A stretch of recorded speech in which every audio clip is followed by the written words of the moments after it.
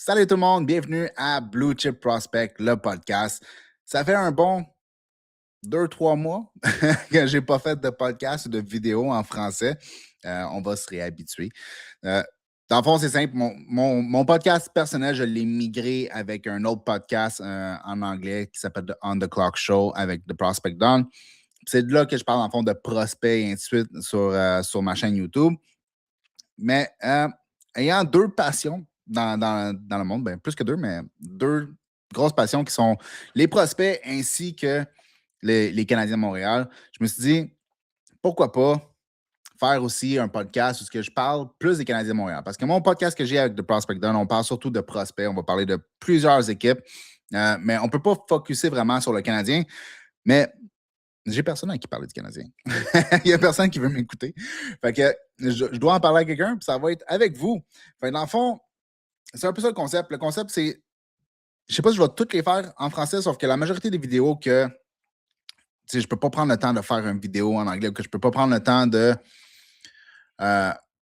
produire. Dans le fond, parce que ça prend trop de temps ou je ne sais juste pas comment le faire d'une bonne façon pour que ce soit intéressant.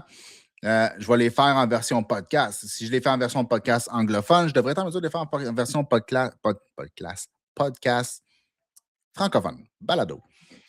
Donc, c'est un peu ça le concept. Donc, tout ce qui me passe par la tête, que je pense qu'il peut être correct, que je n'ai pas envie de faire en version vidéo, je vais juste le faire en version podcast comme ci. Et je vais partager l'écran comme que je fais dans les anciens podcasts, dans le temps que j'en faisais, là, 2-3 mois. Donc, c'est un peu ça le concept pour aujourd'hui. Le premier podcast qu'on va faire, c'est ça ici. J'ai créé une liste de rangs, si on veut, dans le fond, là, un tier list. Je ne sais pas comment on dit en français. Encore une fois, je n'ai pas changé.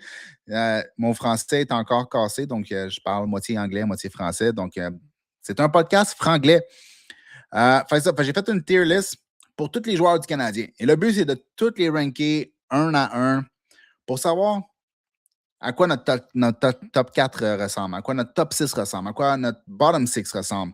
Mais pas juste les ranker dans où ils sont en ce moment avec le Canadien de Montréal, mais vraiment les ranker par rapport à si on était une équipe de la Ligue nationale quand je peux dire, qui essaie de gagner la Coupe Stanley.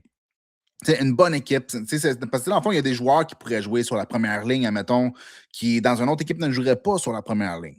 Donc, le but, c'est de savoir individuellement chaque joueur se situe où dans une équipe générale, dans une équipe, dans le fond, qui n'existe pas, mais une équipe qui se bat pour la Coupe Stanley.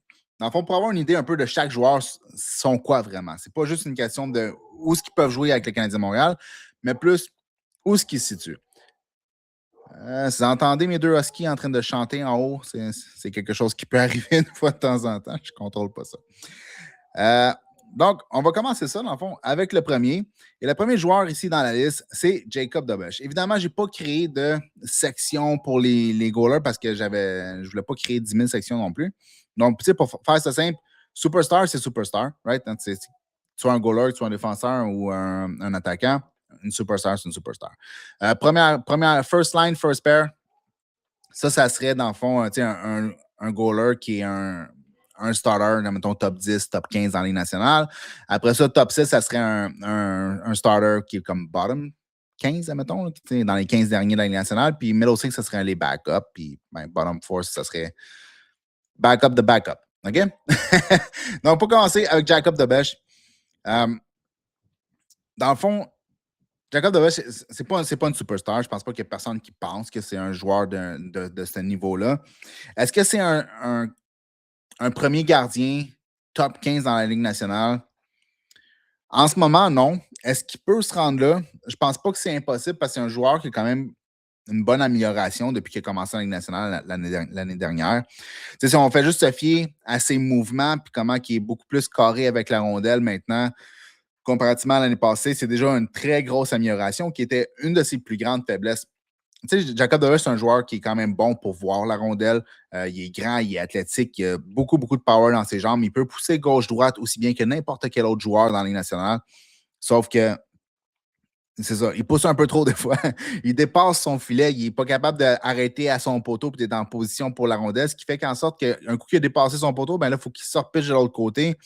Puis des fois, ben c'est ça. Il a juste l'air de Tim Thomas, admettons. Fait que, mais là, dans les 4-5 dernières parties, il a l'air de savoir améliorer quand même d'une façon substantielle quand même. Là, parce que on le regarde bouger dans son filet. Il est beaucoup plus carré avec la rondelle, comme je viens juste de dire. C'est un joueur qui ne dépasse plus vraiment son filet. Il est capable de rester dans son filet quand il pousse gauche-droite. Dans la partie qui avait le plus à améliorer, sa technique, dans le fond, ou ben, c'est pas mal ça, sa technique, sa technique de patin, si on veut. Ben, maintenant, il l'a, puis c'est sûr que ça fait juste 4-5 games, mais sauf que n'empêche que dans les 4-5 dernières games, il a l'air beaucoup plus solide dans son filet qu'il n'a jamais eu l'air avant. Même s'il y a eu des très bonnes parties avant, j'empêche pas ce qu'il a fait avant. C'est juste maintenant, il a l'air extrêmement solide. Est-ce qu'il peut se rendre comme un goaler top 15? Pas impossible. Est-ce qu'on va le mettre là? Non. Dans le fond, on va le mettre ici dans le fond, premier gardien, mais dans le fond, dans les 15 derniers de la Ligue nationale ou dans les 15 premiers de la Ligue nationale. La raison pourquoi, c'est qu'on a 4-5 parties comme de. On a 4-5 parties d'évaluation où il a l'air d'un très, très bon gardien comparativement à une saison et demie où il a l'air d'un bon gardien, mais pas d'un partant numéro, genre 10e dans la Ligue nationale. Donc, Jacob DeBesch, un partant, mais dans la deuxième moitié de la Ligue nationale et non dans la première moitié. Puis aussi, c'est parce que je ne veux pas non plus avoir démontrer trop mon bias pour les Canadiens de Montréal. Je veux rester quand même conservateur dans mes évaluations. Sinon, je vais mettre tous les joueurs dans Superstar, là, puis à part Joe Veleno. Je vais tous les mettre dans Superstar, puis that's it. Mais c'est pas ça le but du vidéo, c'est de quand même être conservateur et véridique dans ce que je dis. OK, on passe au prochain. C'est pas la même ordre que tantôt, fait que je ne suis pas trop sûr pourquoi. Parce que je viens de le faire en anglais, quand je fais toujours en anglais en premier, puis en français en deuxième. Puis là, ben, c'est pas la même ordre, fait que je suis un peu mélangé. Mais n'empêche que Sam Montembeault, c'est plate parce que c'est un joueur qui a très bien fait pour le Canadien de Montréal dans les 2 dernières années. Mais cette année, ça va pas bien. Puis encore là, on dit que ça va pas bien. Il y a eu un très mauvais début de saison. Là, ça, c'est clair, net et précis. Sauf que sa deuxième moitié, même pas sa deuxième moitié de saison, mais si on regarde les 10 dernières parties, il est dans le top 10 de la Ligue nationale pour les buts arrêtés par rapport aux buts expectés. Ça se dit même en français? Je ne sais pas, là. Mais c'est ça. Fait que, en ce moment, il est comme en train de redorer son blason, si on veut. Sauf qu'il a quand même l'air un peu chancelant. Dans la première partie en revenant des Olympiques, c'était contre les Highlanders. Je pense qu'il y a une ou deux arrêts qu'il aurait pu faire qui auraient fait en sorte qu'on aurait pu gagner cette partie-là, même si l'équipe en entier avait l'air très rouillée. Dans le fond, il n'y avait pas d'exécution dans cette partie-là, mais n'empêche que Sam Montembeault n'a pas vraiment. Oui, il y a des moments où il a bien fait, mais il y a aussi des moments où il aurait dû arrêter la rondelle qui est rentrée, puis il ne l'a pas vraiment fait, même si c'est pas juste de sa faute. L'équipe en entier était moyenne. Mais pour l'instant, c'est dur d'avoir confiance en Sam Montembeault, puis c'est dur de même. On regarde l'équipe et on dirait que l'équipe a tellement plus confiance quand elle joue avec Dobesch dans le filet. On dirait qu'ils sont plus prêts à se porter en attaque puis ouvrir le jeu parce qu'ils savent qu'en arrière, quand il va se passer quelque chose, Jacob Dobesch, il va se dresser devant la rondelle puis il va l'arrêter. Tandis qu'avec Montembeault, tu ne sais jamais s'il va jongler avec ou si elle va passer dans un trou qui n'est pas supposé se passer. Fait, pour l'instant, je vais le mettre à backup. Puis, ben, pour l'instant, en fond, ça va être ça pour cette année, parce que je ne referai pas cette vidéo-là cette année, peut-être l'année prochaine. Mais c'est ça. Fait, pour l'instant, backup, je pense que c'est correct. C'est un joueur qui a quand même un potentiel de revenir comme un partant dans la Ligue nationale, sauf que pour l'instant, ça ne va pas bien. Puis, je sais pas, Dobesch, il a juste plus confiance en Dobesch. Right. Si on passe au prochain, ça va être Josh Anderson. Josh Anderson, c'est un joueur qui est impressionnant. Quand on regarde Josh Anderson patiner, il est tellement, tellement rapide. Je ne connais pas ses chiffres exactement sur NHL Edge, mais je pense qu'il est comme dans le 90e ou 95e percentile pour la vitesse avec la rondelle. C'est un joueur qui est tellement explosif, tellement rapide, puis c'est un gros bonhomme de comme 6 pieds 3, 220 livres. Le problème, c'est qu'il y a juste ça. Il y a un tir qui est quand même correct, on s'entend, puis il a quand même scoré une affaire comme presque 30 buts une saison. Sauf qu'il n'y a aucune main. Quand il rentre dans la zone offensive, il ne se passe rien. Il n'est pas capable de cycle la puck parce qu'il perd la rondelle sur le cycle tout le temps. Ou sinon, il va overshoot sa passe. Ça passe. Juste, tu sais, dans le fond, c'est un gars qui peut amener la rondelle en zone offensive. Un coup qui est en zone offensive, il faudrait quasiment qu'il rentre au banc parce qu'il ne peut pas rien faire d'autre avec la rondelle. Il n'a pas les mains pour faire les passes, il n'a pas nécessairement les mains non plus pour tirer la rondelle quand il est devant lui. Puis il n'a pas les mains pour faire du cycle, il n'a pas les mains pour faire grand-chose. Un très bon joueur dans une certaine facette. Aussi, c'est un joueur qui peut tuer des pénalités, ce qui est quand même excellent. Mais c'est un joueur, selon moi, de bottom six ou même de quatrième ligne.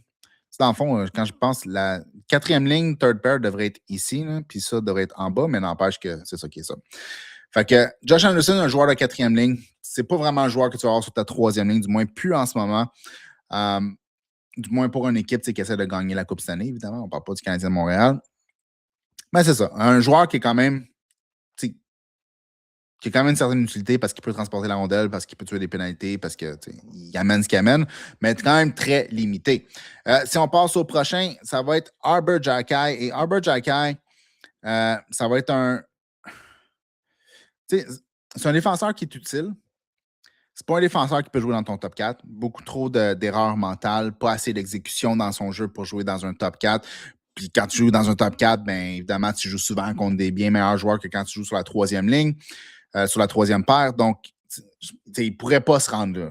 Sauf que je ne pense pas que c'est un septième défenseur non plus. On a deux joueurs un peu de la même catégorie. Là. On parle de Jayden Struble puis Arber Xhekaj. Pour moi, Arber Xhekaj a un petit peu plus de consistance dans son jeu, ou de constance plutôt dans son jeu. Il fait moins d'erreurs mentales. Il est plus constant dans sa physicalité. C'est un gars qui peut aussi puncher du monde d'en face. Qu'on le veuille ou qu'on ne le veuille pas, c'est quand même un atout dans la Ligue nationale. C'est quelque chose qui peut être assez important dans les playoffs. C'est quelque chose qui permet justement de. Des fois, certains joueurs vont être plus restreints à frapper tes petits joueurs parce que tu en as un de 6 pieds 4 qui peut te faire manger tes dents. Il amène quand même ça. Que Struble est aussi capable de faire, mais il n'est pas aussi intimidant. On s'entend, Struble est comme 6 pieds 1, en faire comme ça. Xhekaj, il s'est pris contre les plus gros, puis ça a bien été quand même. Là. Donc, Arber Xhekaj, on va le mettre à troisième paire. C'est pas un gars qui peut jouer sur ta deuxième paire. C'est pas un gars qui peut. C'est ça. C'est pas un gars qui peut jouer sur ta deuxième paire, mais je pense pas qu'il est septième défenseur non plus. Je pense qu'il amène assez pour être un sixième défenseur dans ton alignement ou quelque part sur la clôture entre septième et sixième. Mais c'est ça. Prochain joueur, Nick Suzuki.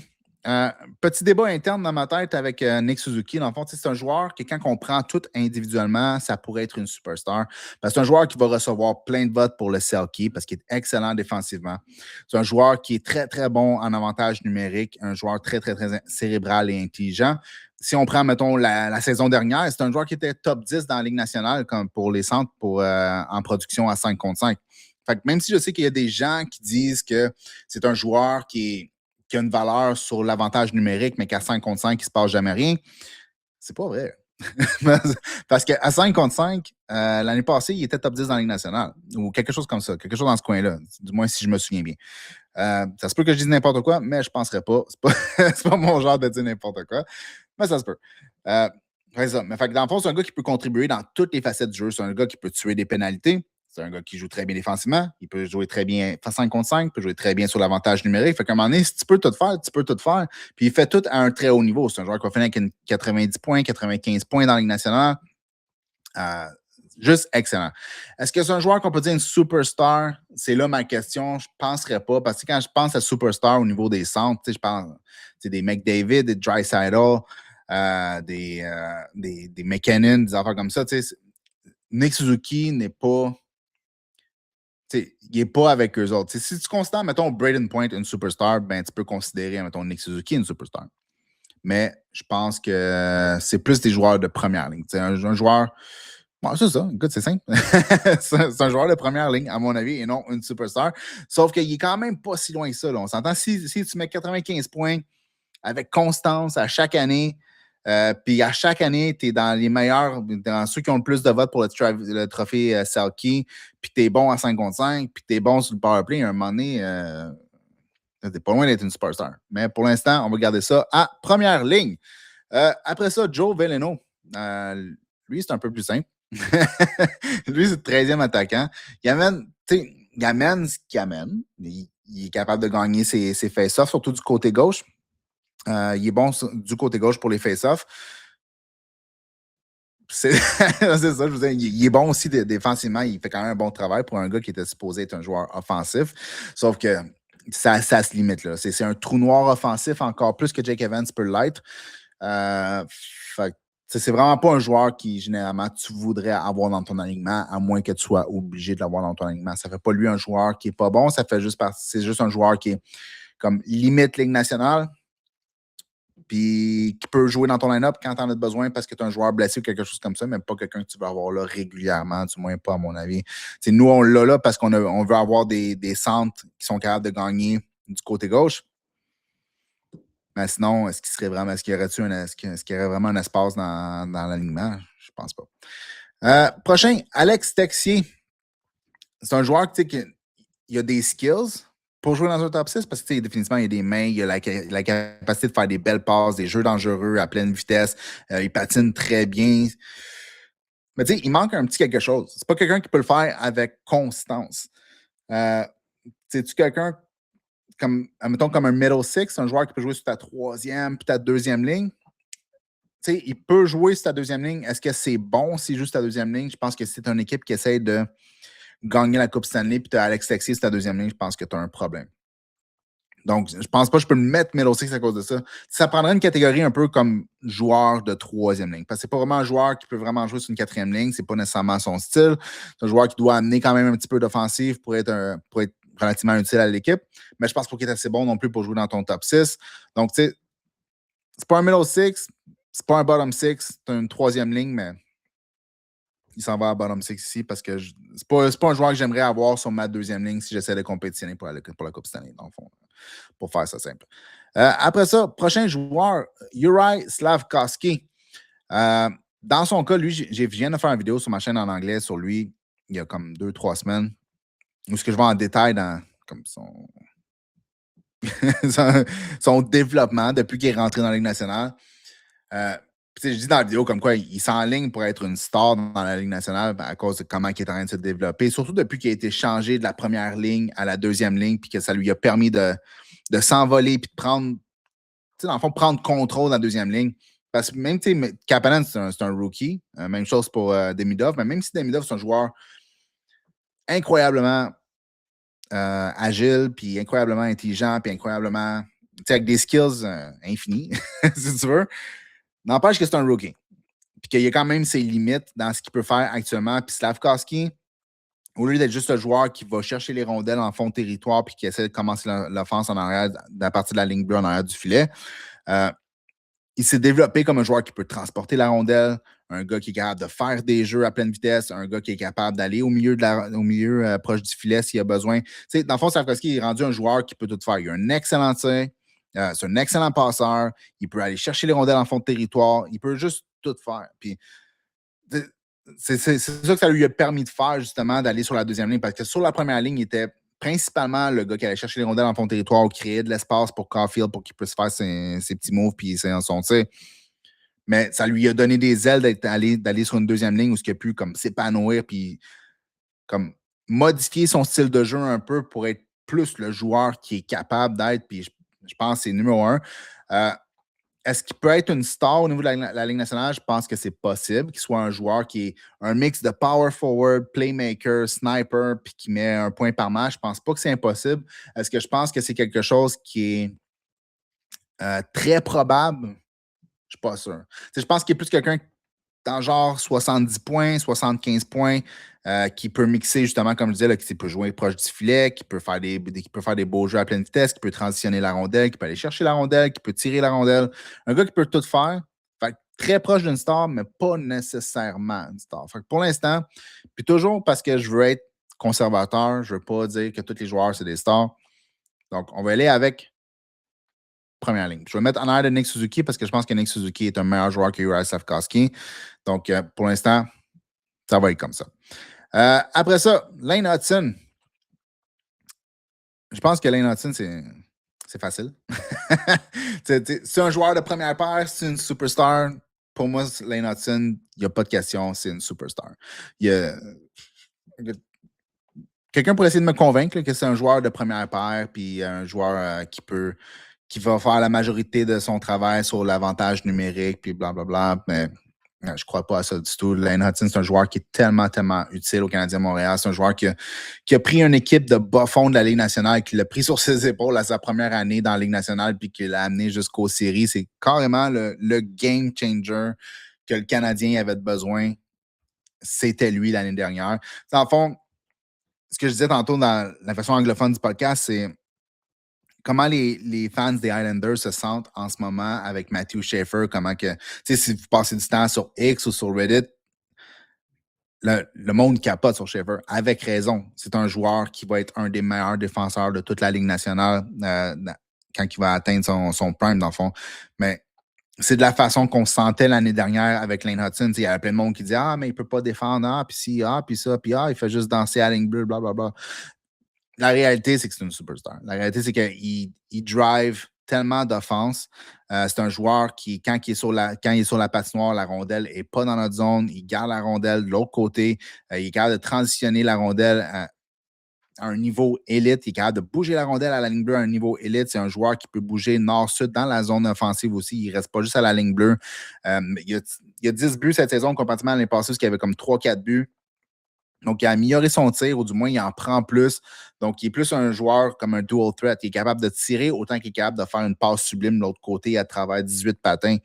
Donc, Lane Hudson, en ce moment, dans les joueurs offensifs de la Ligue, il y a Makar, évidemment, Werenski, Quinn Hughes. C'est ça des joueurs élites offensifs. Mais après ça, un coup que tu as dit ces trois noms-là, je pense que Lane Hudson y arrive pas mal là.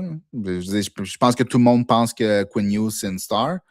Si Quinn Hughes, c'est une star, je pense que Lane Hudson n'est pas bien loin d'être une star parce qu'il y a les mêmes limitations que Quinn Hughes. Oui, Quinn Hughes est encore plus fluide sur patin que Lane Hudson ne pourra jamais l'être. Je pense même pas que c'est nécessairement proche. Je veux dire, Lane Hudson, il est super shifty, là, mais Quinn Hughes, c'est un bon niveau 2 au-dessus de Lane Hudson là, avec ses pieds. Sauf qu'en termes d'intelligence hockey puis la vision qu'il a, c'est égal. Puis défensivement, Lane Hudson, il est tellement compétitif. C'est un gars qui va prober avec son bâton, faire semblant d'aller prendre d'un côté, puis qui va mettre son bâton en arrière pour récupérer une passe.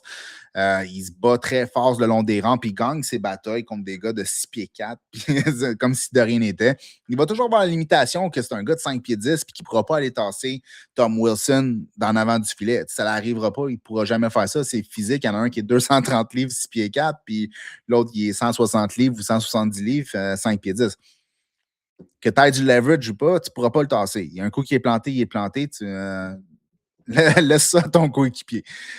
Mais en dehors de tout le reste, c'est un gars qui coupe les lignes de passe quand il y a du cycle. C'est un gars qui peut se présenter le long des bandes pour couper les passes. C'est un gars qui est capable d'aller chercher les rondelles en fond de territoire puis d'esquiver le forecheck sans aucun problème, ce qui n'était pas nécessairement sa grande force au niveau de la NCAA. Souvent, il se faisait prendre dans le forecheck parce qu'il faisait un petit peu trop de danse.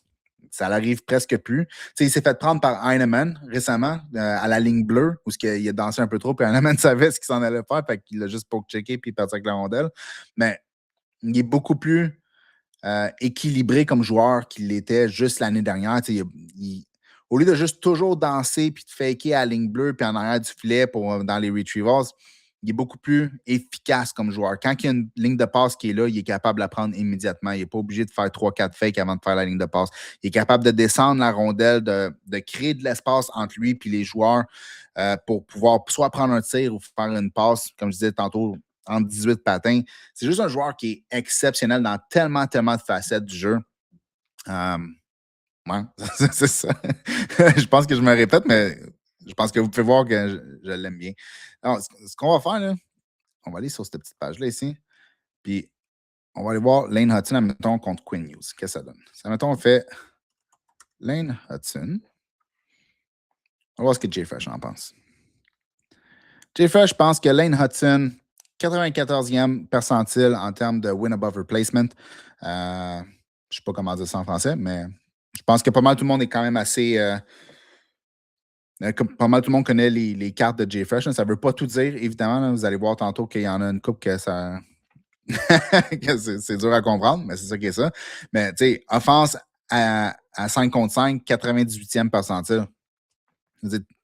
Ben, pour dire que c'est un spécialiste des avantages numériques, je pense qu'ici, ça veut dire que non.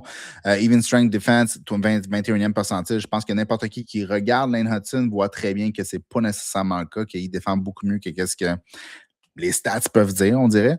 Mais si on prend lui, puis on compare, mettons, avec Quinn Hughes. Quinn Hughes. Quinn Hughes, tu vois, il est juste une petite coche de plus dans le fond. C'est vraiment pas si gros que ça. Oui, en défense, il est une petite coche de plus. En offense, il est une petite coche de plus. Mais le total ici, c'est vraiment pas une grosse différence. Là. Fait que, je sais pas. Moi, Quinn Hughes, là. Puis Lane Hudson, je pense qu'ils sont plus proches que ce que le monde pense. Je pense pas qu'il est nécessairement à ce niveau-là actuellement, mais il est vraiment pas loin derrière. Puis si tu penses que Quinn Hughes est une superstar, ben je pense que définitivement, c'est la même chose pour Lane Hudson. Donc, c'est ça. Lane Hudson, superstar. All right. Donc, prochain joueur, Alex Newhook. Alex Newhook, c'est un joueur que j'étais pas trop sûr pourquoi qu'on l'avait acquéri quand ils sont allés le chercher. Ils ont donné un choix de fin de première ronde, un choix de début de deuxième ronde. Je pense que c'est ça. Pour Alex Newhook, puis pas que c'est un mauvais joueur, puis c'est un joueur que j'aimais même dans son année de repêchage. C'est juste que c'était un autre petit joueur. Je sais qu'il c'est un joueur avec des pieds dynamiques, très, très, très bon passeur, très rapide, très explosif.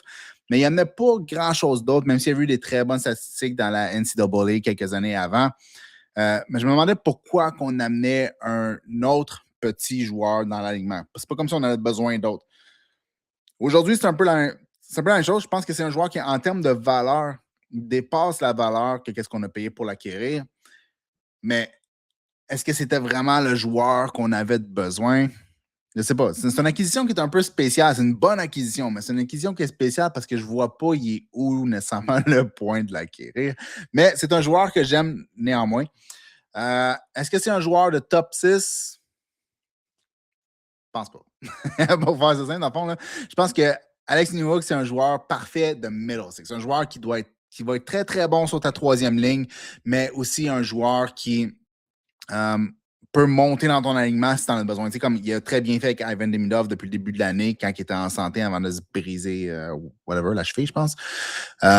Donc, il avait très bien fait sur la deuxième ligne en tant que tel, mais c'est un joueur qui, principalement, tu voudrais l'avoir sur ta troisième ligne, qui peut amener beaucoup de vitesse en transition, qui est maintenant capable de faire des jeux aussi à pleine vitesse, puis de ralentir son jeu un petit peu pour faire les bons jeux, au lieu de toujours y aller nord-sud, pleine vitesse, 100 000 à l'heure, mais il n'y a personne qui est capable de suivre, puis il est rendu en arrière de la ligne bleue du filet, puis il ne sait pas quoi faire avec la rondelle. Donc, il n'est plus comme ça. Il s'est amélioré grandement, sauf que ce n'est pas un joueur nécessairement créatif offensivement. Il a un bon tir, il se met aux bons endroits pour aller tirer la rondelle, puis il amène beaucoup de vitesse. Mais c'est un joueur de middle six et non un joueur de top six, à mon avis. Du moins, pour une équipe qui cherche à gagner la Coupe Stanley, ce n'est pas un joueur nécessairement que tu vas avoir dans ton top 6, à moins que tu aies des joueurs blessés. Donc, après ça, le prochain joueur, c'est Ivan Demidov. Là, ma question, c'est Ivan Demidov, c'est sûr que c'est un joueur top 6. Du moins à mon avis. C'est un joueur, première ligne, je suis presque certain.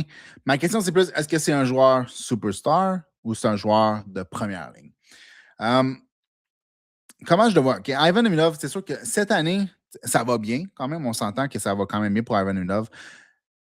Ça va pas aussi bien que je pensais que ça irait, mais j'ai aucune peur pour le futur en tant que tel. C'est pas... premièrement, c'est un rookie, fait que ça n'a pas vraiment d'importance pas une grande importance qu'est-ce qu'il fait cette année, mais je trouve qu'il y a quelques éléments dans son jeu qu'il avait avant qu'il n'a plus maintenant. C'est un joueur qui était très confiant avec la rondelle dans la KHL. C'est plus un joueur qui a l'air très confiant avec la rondelle. Même que des fois, il essaie, on dirait, de précipiter son jeu un petit peu. Dans le fond, il va souvent faire des one-touch passes où, dans le fond, il va recevoir la rondelle et il va la redistribuer immédiatement. C'est très bon une fois de temps en temps, mais si c'est ça ton seul jeu, c'est moins bon. Sauf que c'est évidemment un joueur qui a des skills incroyables. Il patine bien, il a un bon gabarit. C'est un bon tireur. Malgré qu'il ne marque pas tant que ça, c'est parce qu'il ne prend pas de tir, parce que c'est un gars qui a un bon tir. C'est pas un sniper pur et dur, mais c'est un gars qui est tellement intelligent, qui a un bon tir, qui a des bonnes mains, qui peut rouler la rondelle gauche-droite avant de tirer, qui va marquer plein de buts. Des saisons de 30 buts, 35 buts, je suis sûr qu'il va en avoir. J'ai aucun doute là-dessus. Ce ne sera pas un joueur de 18 buts ou 22 buts, comme ça. Ça va être facile, 30, 35 buts, peut-être même plus. Pas nécessairement à cause de son tir, mais à cause de son habileté de scoreur, dans le fond. C'est pas nécessairement le tir en tant que tel qui est foudroyant, c'est vraiment plus tout le reste alentour.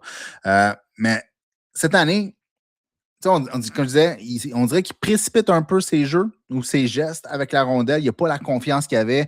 Il ne rentre pas autant au milieu qu'il faisait comme dans le KHL. Dans le KHL, c'était clair. Et aussitôt qu'il traversait la ligne bleue, soit qu'il coupait au centre immédiatement puis qu'il descendait proche du filet avec la rondelle, ou soit qu'il débordait le défenseur puis qu'il rentrait vers l'intérieur un petit peu plus loin dans la zone. Mais il rentrait toujours à l'intérieur. C'était pas un défaut, évidemment. Tout le monde aime ça, voir un joueur qui attaque l'intérieur, mais c'était constant pratiquement à chaque jeu, pratiquement à chaque entrée en ligne en territoire adverse. Maintenant, on pourrait quasiment dire que c'est rare qu'il rentre dans l'intérieur du jeu. Il est très, très, très en périphérie de plus en plus. Puis on dirait que de plus en plus, il passe sa confiance. Là, il y a un petit peu moins de.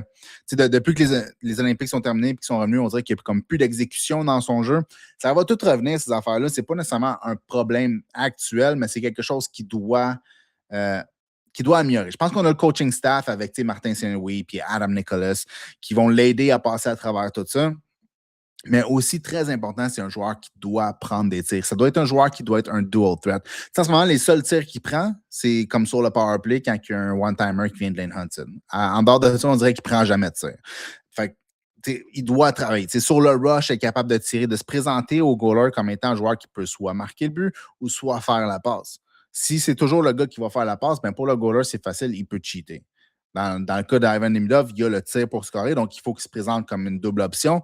Puis il y a définitivement le talent pour le faire. C'est ce que là, on dirait qu'il y a comme un petit quelque chose qui tricote, qui chicote, je ne sais pas, mais n'empêche que c'est un excellent joueur, excellente première saison. Il ne gagnera pas le Calder, à mon avis, ça va être Schaefer, c'est sûr, à 100%, parce que Schaefer, il est juste trop bon. C'est un autre niveau en ce moment. Sauf que Ivan Demidov, est-ce que c'est un joueur à son apogée, dans son prime? Est-ce que c'est un joueur de première ligne ou une superstar? À mon avis, Demidov, ça va être une superstar. Et deuxièmement, est-ce que c'est un joueur qui est une superstar? Est-ce que c'est Lane Hudson la meilleure superstar ou c'est Ivan Demidov qui va être la meilleure superstar dans l'équipe? C'est une question, je pense, qui change de réponse pratiquement tous les jours. Je dirais que, actuellement, c'est Lane Hudson. Je pense que Lane Hudson est beaucoup plus confiant que la rondelle. C'est un joueur qui s'est amélioré énormément, malgré qu'il était déjà extrêmement bon l'année dernière. Mais je pense que Ivan Demidov, il y a quand même une petite coche de plus. Je pense qu'il y a une chance d'être une petite affaire de plus que Lane Hudson. Fait que pour aujourd'hui, je vais mettre Ivan Demidov comme le meilleur joueur du Canadien. Peux-tu changer? Ouais, okay. Comme le meilleur joueur du Canadien à son apogée. Mais tu sais, tu me poses la même question dans 30 minutes, puis je te dirais peut-être que c'est Lane Hudson. Je pense que la marge, l'écart entre les deux est minime. Lane Hudson amène déjà tellement à l'équipe, c'est juste que je pense que Ivan Demidov, parce qu'il y a un peu plus de gabarit, parce que c'est un attaquant, il risque d'être capable d'amener une petite affaire de plus que ce que Lane Hudson est capable de faire. Après ça, prochain joueur, Brandon Gallagher. Brandon Gallagher étant mon joueur préféré durant ces bonnes années. Là. On avait Price et tout le kit, là, mais Brandon Gallagher et P.K. Subban, ça a été mes deux joueurs préférés des comme 20 dernières années, si on veut. Mais aujourd'hui,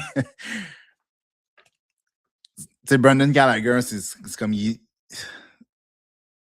premièrement, il avance plus, il tire, son tir, ça n'a jamais été une grosse affaire. Son tir, c'est un joueur qui avait des bonnes mains autour du filet, puis qui était prêt à se sacrifier, puis qui marquait tous ses buts en l'entour du filet. Mais ça n'a jamais été un gars avec un gros tir ou une grosse vitesse. Mais là, il avance plus, il fait plus de jeu sur le cycle, il sert à pratiquement rien. Il perd la rondelle tout le temps. Fait y a-t-il vraiment encore une utilité dans une équipe, Brandon Gallagher, en dehors de son leadership puis de sa capacité à aller se sacrifier puis de motiver ses coéquipiers? En dehors de ça, en tant que joueur, en tant que tel, je pense pas vraiment que c'est. Il est presque plus calibre une Ligue nationale, à mon avis. Là. C'est plate, mais c'est ça. Je vais le mettre dans la 4e ligne parce que j'ai trop de respect pour lui. Je vais pas le mettre dans le 13e joueur. Il n'y en a pas question. C'est Brandon Gallagher après tout.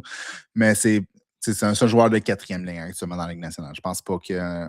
Je pense que l'âge, les blessures l'ont rattrapé. Puis, écoute, en bout de ligne, il a eu une très belle carrière. Puis, il a été un excellent joueur. Puis, C'est un joueur que j'adore, mais à un moment donné, la carrière prend sa fin, j'imagine. Prochain joueur, Alex Carrier. À mon avis, Alex Carrier, c'est pas un joueur de top 4. C'est un joueur que si c'est ton quatrième défenseur, ton troisième défenseur, c'est vraiment pas l'idéal. C'est un bon défenseur. C'est définitivement un défenseur à la Ligue nationale. Ça, c'est pas un 13e, je veux dire un 7e ou quelque chose comme ça. C'est juste que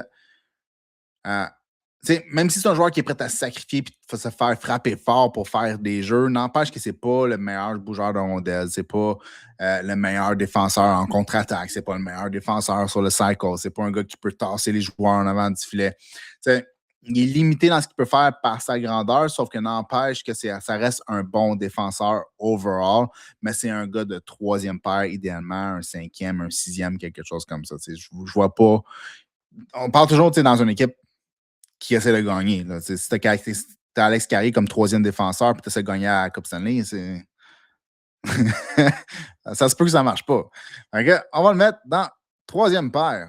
Mais Alex Carrier est quand même meilleur que. Ça, c'est. Ouais, ça, c'est troisième paire. Mais on va mettre Alex Carrier comme ça. Comme ça. Oups. Ouais, Alex Carrier. Ouais, c'est ça, comme ça. Right. Après ça, Noah Dobson. Noah Dobson, je pense pas que c'est une superstar. Il est probablement top 10 dans les défenseurs droitiers dans la Ligue nationale. Est-ce que c'est une superstar? Je ne penserais pas. Je ne pense pas qu'il y a ce niveau-là à l'intérieur de lui de take over a game. Mais ça reste un défenseur de première paire. Moi, j'ai aucune hésitation à ça. Là. Je pense que c'est clair, net et précis pour moi. C'est un défenseur qui est tellement mobile, 6 pieds 4, excellent bâton, attaque les joueurs le long des rampes. C'est pas nécessairement un joueur qui est physique, mais c'est un gars qui est quand même capable de mettre son pas sur toi et de bloquer la rondelle le long des rampes. Un gars qui est capable d'aller chercher les rondelles en fond de territoire puis de partir la transition. Il peut la patiner, il peut la passer, même s'il va la passer plus souvent qu'il va la patiner. Il y a tellement de bonnes choses qu'il fait. Il vient d'atteindre 40 points. Il touche à peine le power play. C'est pratiquement 40 points à 5 contre 5, si on veut, là, pour un défenseur, ce qui est quand même très, très, très bon. Là. Mais oui, il y a quelques points en power play. Je pense qu'il y a comme 2-3 buts en power play, quelque chose comme ça. Mais n'empêche que sa grande valeur est à 5 contre 5. C'est un gars qui va défendre très bien. Une fois de temps en temps, il va faire une erreur, mais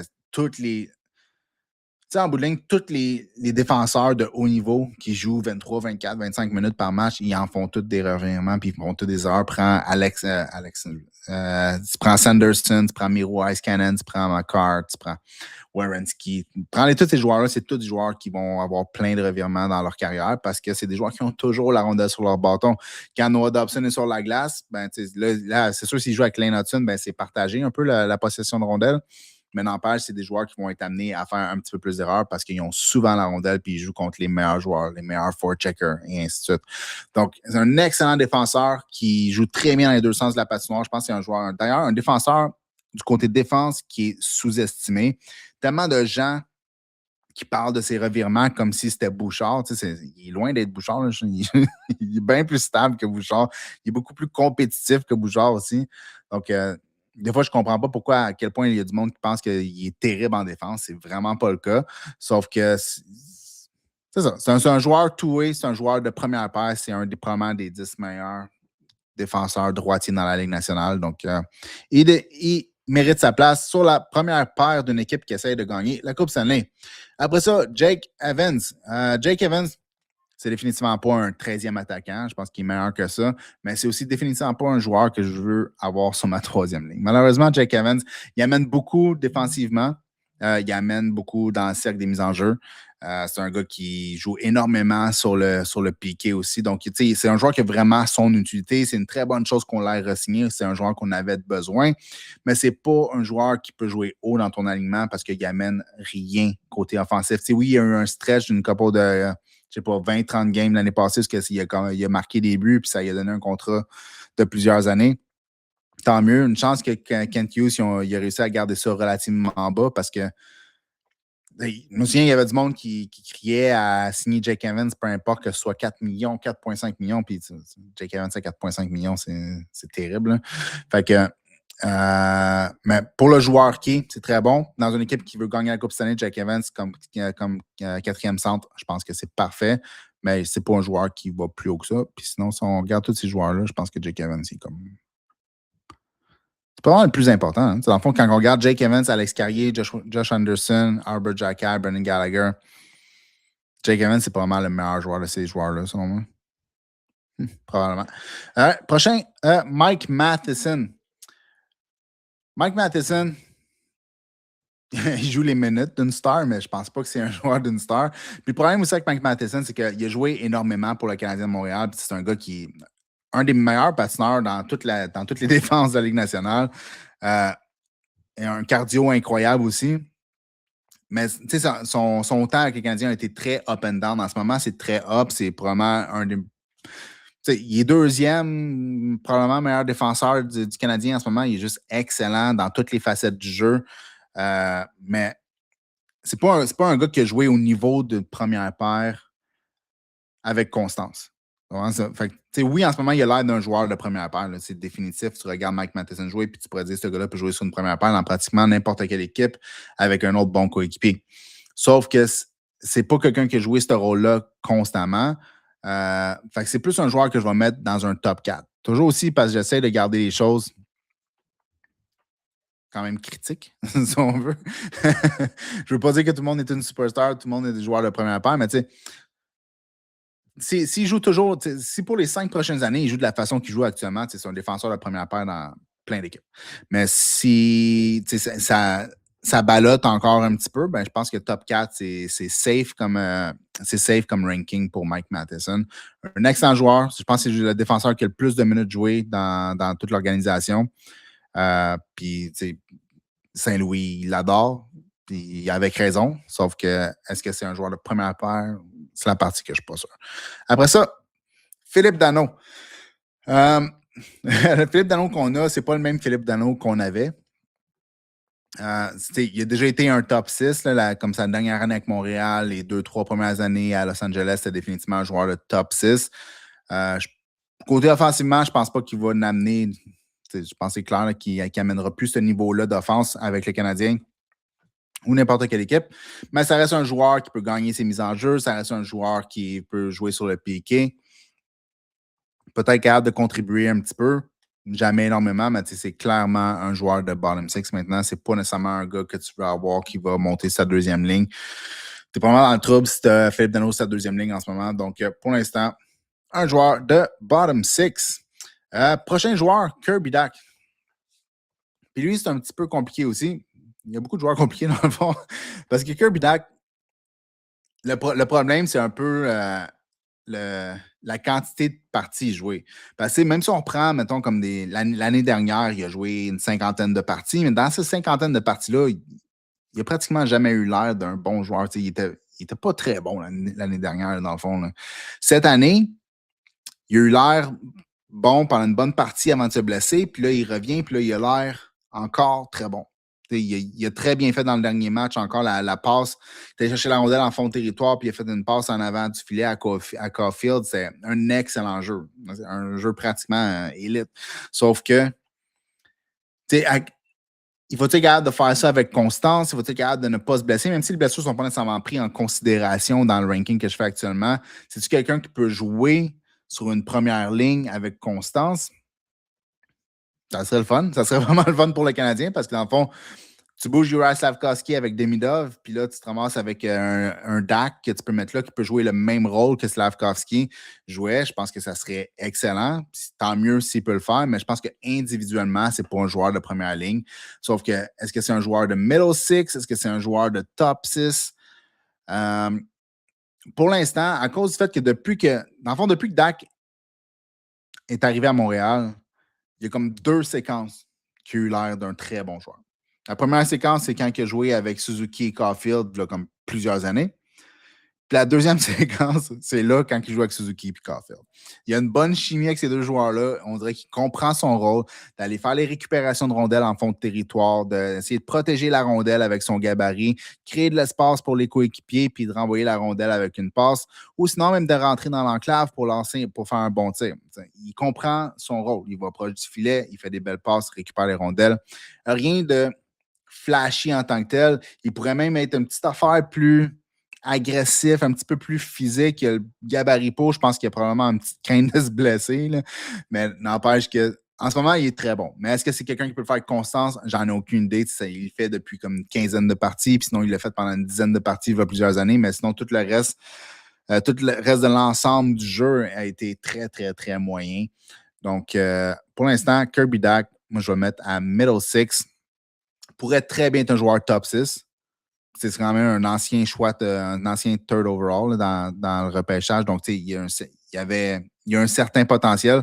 C'est juste que il faut qu'il joue là, il faut qu'il amène ce niveau de jeu-là avec constance avant que ce soit un joueur qui est vraiment comme tagué top 6. Puis c'est dur à dire parce que là, il est rendu quand même plus vieux. Donc, c'est pas comme s'il va avoir une évolution dans son jeu à cause qu'il va atteindre son potentiel. C'est plus comme il manque des parties à son développement. Il faut voir où son développement est rendu où.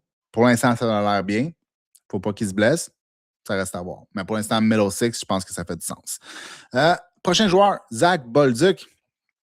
Un autre joueur qui. Je pense que Bolduc, c'est comme. Tu penses à un joueur middle six, Zach Bolduc, c'est le premier joueur qui vient en tête, dans le fond. C'est un joueur qui peut jouer sur ton top 6 si tu as besoin. Il n'a pas eu l'air excellent quand il jouait sur la première ligne. Là, il avait l'air un petit peu. Pas perdu, mais un peu en retard sur le jeu. Évidemment, jouer avec Caulfield et Suzuki, deux excellents joueurs qui jouent ensemble depuis toujours. C'est un peu dur d'être comme la troisième roue là, qui apparaît là-dessus, puis il faut que tu t'habitues à eux autres. Je peux comprendre qu'il n'a pas eu l'air bon, puis il pourrait peut-être jouer encore 20 games sur le premier trio, puis éventuellement avoir l'air bien. Mais pour l'instant, c'est moyen. Mais je pense qu'en termes de skills individuellement, c'est un joueur qui peut jouer sur une deuxième ligne si tu en as besoin. Probablement un excellent joueur de troisième ligne parce que c'est un joueur qui frappe, c'est un joueur qui va aller dans l'enclave, c'est un joueur qui a un excellent tir, il a un bon coup de patin. Principalement, dans le fond, Zach Bolduc, c'était un peu le remplacement de Emil Heinemann. Quand ils ont échangé Heinemann pour aller chercher Dobson, il manquait ce type de joueur-là, un gars qui est bon sur le forecheck, un gars qui va aller frapper dans le coin, récupérer les rondelles, qui a un bon tir.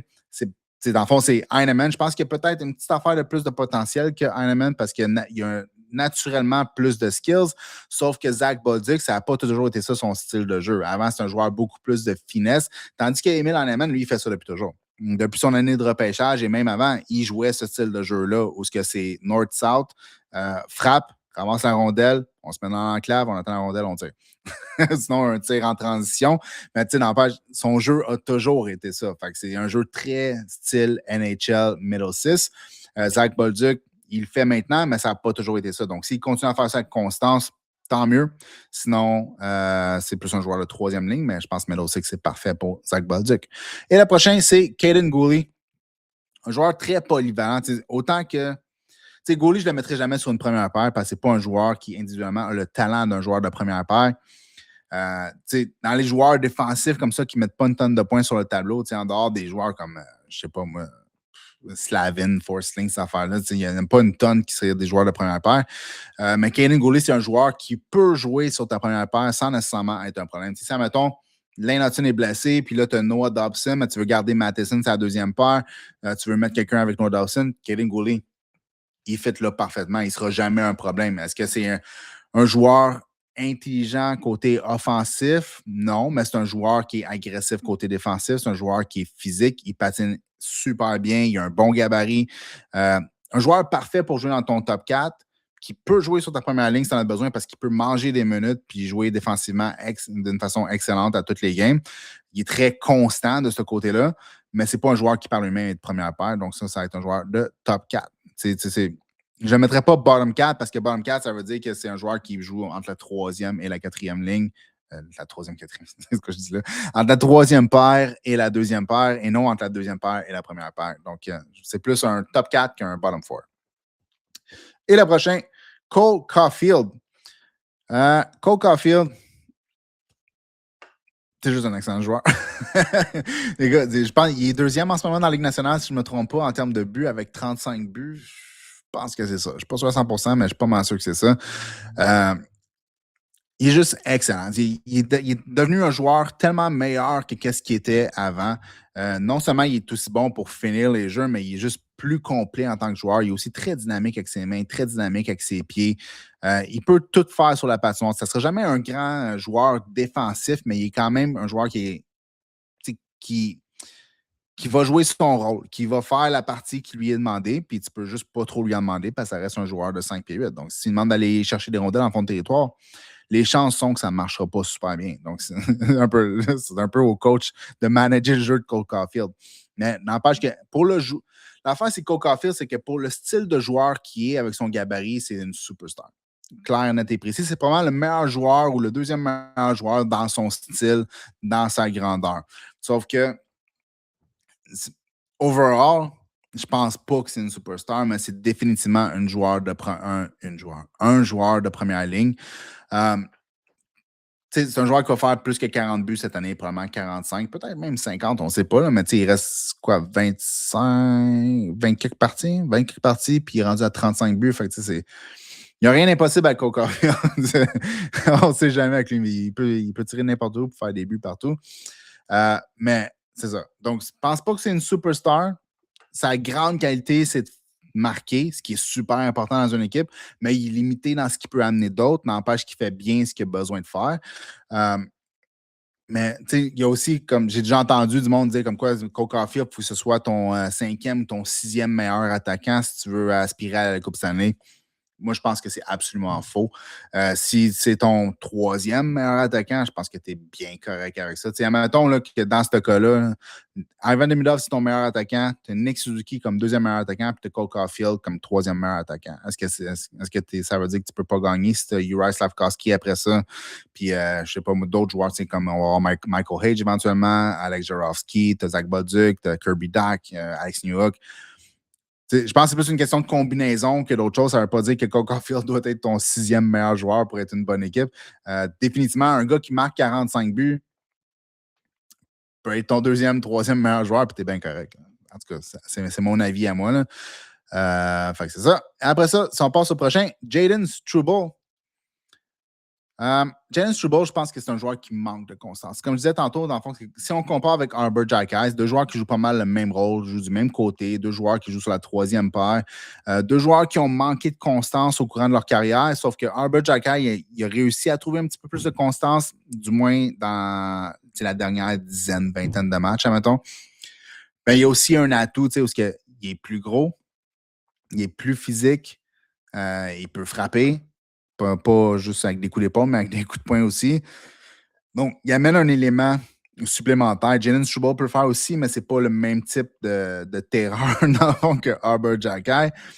Puis il est moins constant.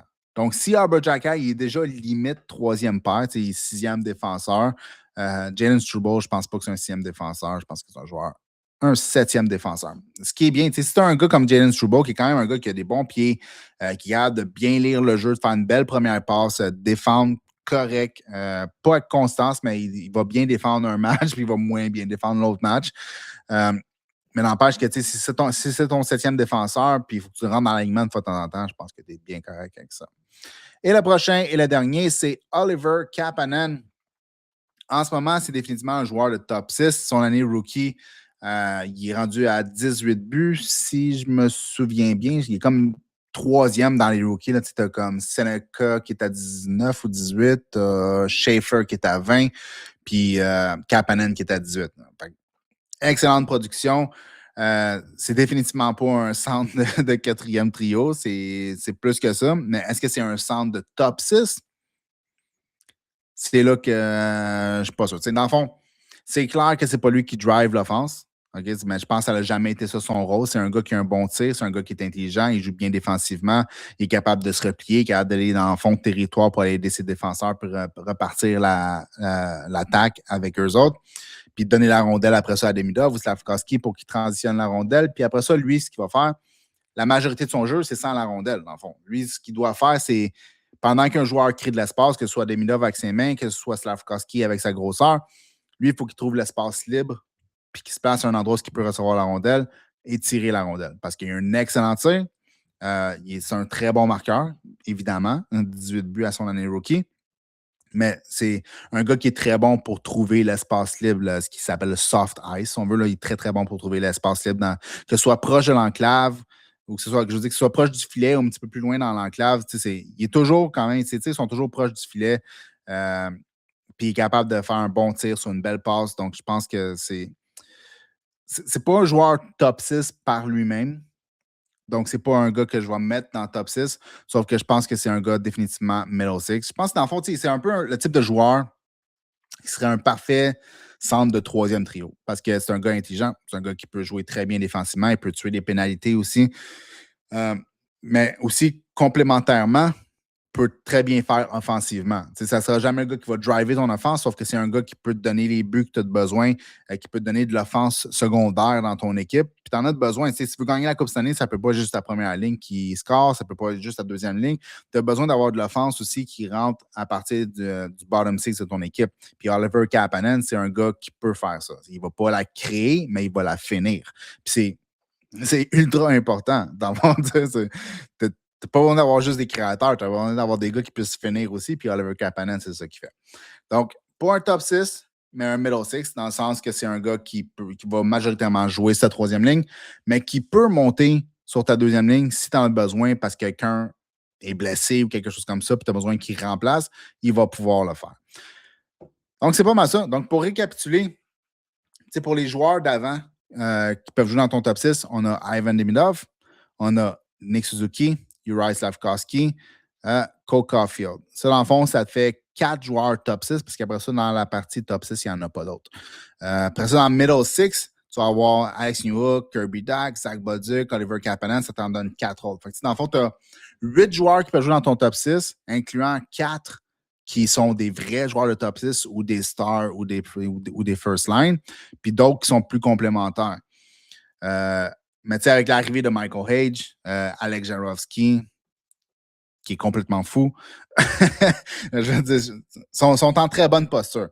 C'est sûr que pour compétitionner cette année, c'est une autre affaire, mais je pense qu'ils vont être capables de se rendre en série, puis peut-être qu'ils vont faire un bout de chemin en série, je ne sais pas. Sauf que c'est pas le meilleur line-up pour aller compétitionner en série, admettons, sauf qu'ils sont en train de se rendre là, assez rapidement, même, je dirais. Fait que ça donne quand même un bon top 6, un bon middle 6, mais il te manque quand même un solide joueur top 6, selon moi. Si tu as 4 joueurs top 6, puis le reste, c'est du complémentaire, tu as vraiment besoin d'un autre joueur top 6. Ça pourrait être Kirby Dack, ça pourrait être Michael Hage l'année prochaine. Il y a bien des choses qui peuvent se passer. Ils peuvent acquérir un joueur dans quelques jours. Je ne sais pas ce qui va se passer. Sauf que, selon moi, ça prend au moins un autre joueur top 6 sûr pour être. T'en es plus proche d'être contender, dans le fond. Sinon, pour ce qui est du bottom 6, c'est sûr que tu vas avoir un de ces joueurs-là, Alex Newhook, Zach Bolduc, Oliver Kapanen qui va jouer dans ton bottom 6, tu vas Alex Texier, Philippe Dano, Joe Veleno, Jake Evans, Josh Anderson, Brendan Gallagher, ça tire à sa fin. Fait que, le bottom 6, je pense qu'il pourrait être meilleur que qu'est-ce qui est. Mais le top 6 aussi, d'ailleurs, mais c'est plus une question de balance en tant que tel. C'est d'avoir des meilleurs joueurs dans ton bottom 6, puis peut-être un joueur de plus dans ton top 6. Mais sinon, pour ce qui est de la défense en tant que tel, avec Lane Hudson, qui est superstar, Noah Dobson, qui est première paire, Matheson, qui est top 4, Caden Goulet, qui est top 4. Ça te fait 4 joueurs dans ton top 4 qui sont très solides. Tu as éventuellement un gars comme Ryan Backer qui va pouvoir jouer dans un top 4. Ça sera jamais le. Tu sais, Ryan Backer ne sera jamais le joueur qui a été repêché. La raison pourquoi ils ont acquéri Noah Dobson, c'est probablement parce qu'ils se sont rendus compte que Ryan Backer, les chances qu'il devienne un joueur de première paire sont relativement faibles. Mais c'est un gars qui va être capable de bien jouer défensivement. C'est un gars qui a une bonne relance aussi. C'est beaucoup amélioré dans ses relances. Dans le fond, il va lancer la palette. Il va lancer la rondelle sur la palette beaucoup plus souvent, beaucoup plus précisément qu'il faisait avant. Il y a des meilleures mains qu'il avait aussi avant. Il y a un meilleur tir qu'il avait avant. C'est un gars qui est mobile, c'est un gars qui a un bon bâton. Il fait beaucoup de choses bien, mais la majorité de sa valeur va se trouver du côté défensif puis du côté de la relance. Il y a encore des petits problèmes quand il va chercher les rondelles en fond de territoire, mais ça, c'est juste une question de s'adapter à la vitesse puis aux stratégies adverses en forecheck. Fait que, il y a du chemin à faire encore, mais c'est un joueur qui va probablement jouer dans le top 4. Fait que tu te ramasses avec 5 joueurs d'équivalent top 4. Puis là, tu ne sais pas, est-ce que Engstrom va devenir un joueur top 4? Je ne suis pas sûr, mais c'est pas impossible. Bryce Pickford, je ne sais pas. Fait que, il y a du jeu en masse. La défense en interne, on a tellement une défense mobile, tellement une défense qui va devenir profonde avec le temps, mais je pensais qu'il manque un gars très solide défensivement. Si Ryan Backer peut travailler sur ses récupérations de rondelles en fond de territoire, Puis son exécution, dans le fond, là, est capable de sortir plus rapidement puis de prendre des décisions plus rapides. S'il peut amener ça au niveau vitesse, ligne nationale, puis remplacer Carrier, mettons, l'année prochaine, là, tu commences à avoir toute une défense, là, à mon avis, en tout cas du moins. Fait que dans le net, après ça, ben, il reste juste à espérer que Jacob DeBosch il continue à faire ce qu'il fait. Puis que Sam Montembeault, ben, il continue lui aussi à faire ce qu'il fait parce que, comme je disais, dans les 10 derniers matchs, ses statistiques sont quand même très excellentes. Là. Donc, c'est pas mal ça. Donc, c'est ça pour aujourd'hui. C'était ça le ranking. J'espère que vous aimez ça. Laissez un commentaire pour si vous n'êtes pas en accord avec mon opinion. Puis aussi, laissez-moi savoir si c'est quelque chose que vous aimez.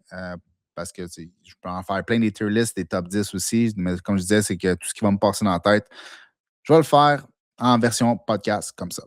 Donc, merci d'avoir regardé. On se voit dans le prochain.